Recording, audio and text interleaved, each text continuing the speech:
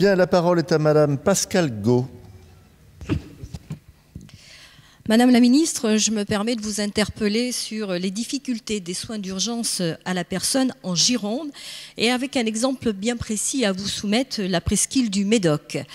Alors bien sûr, sans remettre en cause toute la régulation médicale, bien entendu, il est néanmoins nécessaire de lui apporter des ajustements.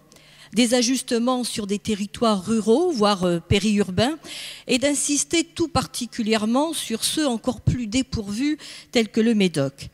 Parce que cela ne fonctionne pas en réalité. Pourquoi ?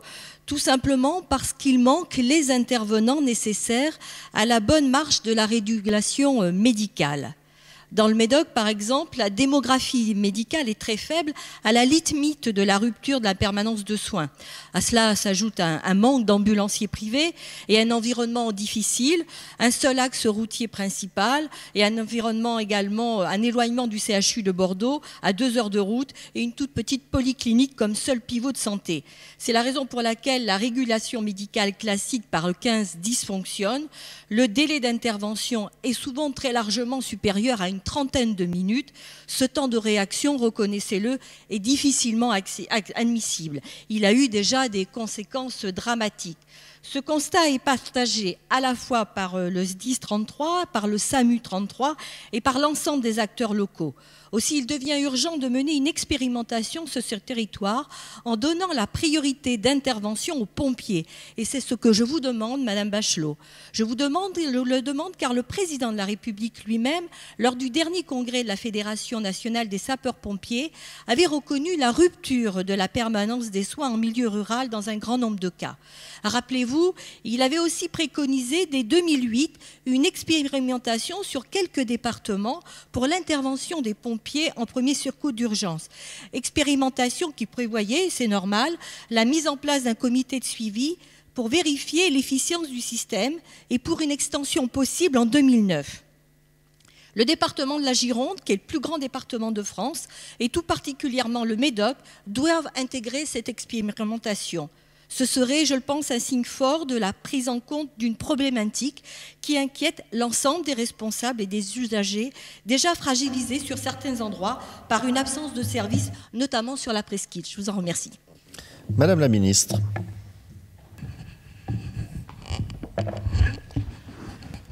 Madame la députée Pascale Got, messieurs les députés, vous avez bien voulu, Madame la députée, attirer mon attention sur la question de l'accès aux soins d'urgence dans la presqu'île du Médoc. J'étais d'ailleurs à quelques encablures vendredi en me rendant dans la réflexion de la commission Larcher à Bordeaux.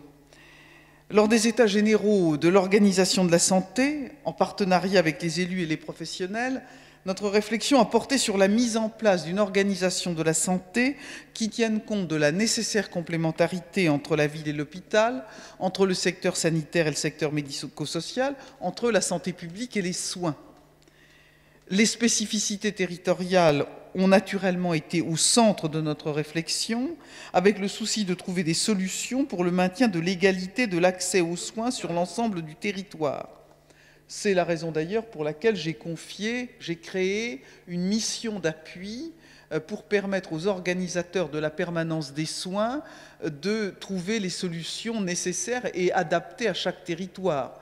Il est évident qu'on ne peut pas régler ces problèmes avec des ciseaux et un crayon sur une carte établie depuis Paris. Ça, c'est quelque chose, je tiens beaucoup, c'est quelque chose qui est important de souligner, je tiens beaucoup à la responsabilisation des acteurs locaux et à leur apporter toute l'aide dont ils ont besoin. Et c'est dans cet état d'esprit que la direction de l'Agence régionale de l'hospitalisation d'Aquitaine, en lien avec la direction départementale de l'action sanitaire et sociale de la Gironde, est actuellement mobilisée sur la question de l'accès aux soins d'urgence dans la presqu'île du Médoc. Je suis cette situation avec une particulière attention. J'insiste là encore sur le fait que les partenariats entre tous les acteurs des urgences médicales et des secours doivent être renforcés pour assurer la sécurité des patients.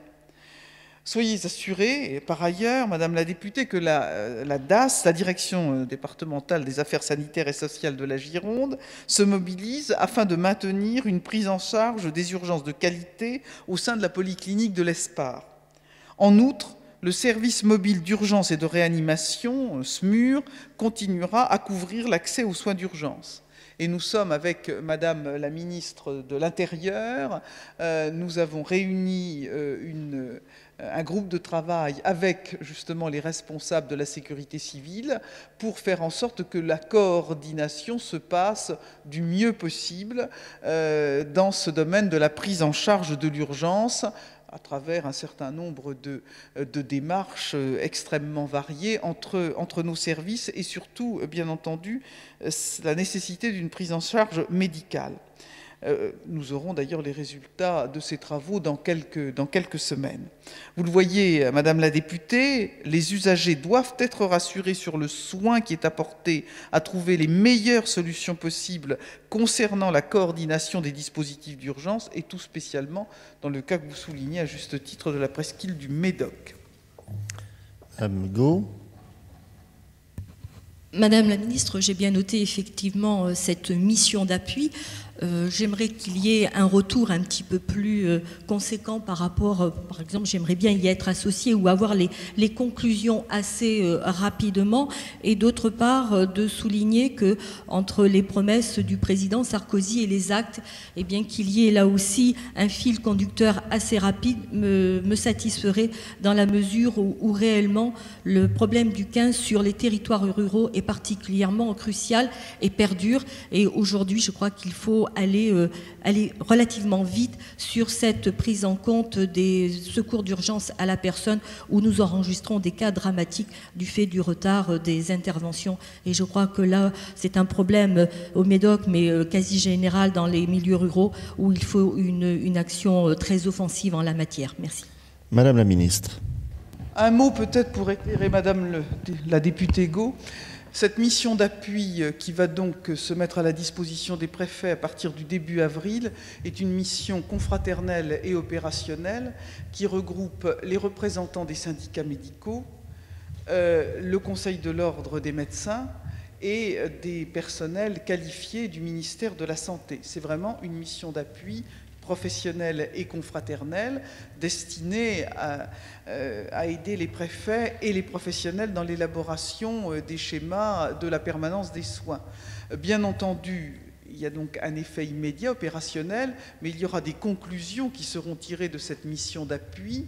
J'additionnerai les conclusions du rapport de Jean-Yves Graal avec les conclusions de cette mission d'appui, de ces missions d'appui sur le territoire, pour verser ce travail à l'élaboration de la loi de modernisation de l'organisation de la santé et tout spécialement des soins de premier recours. La parole est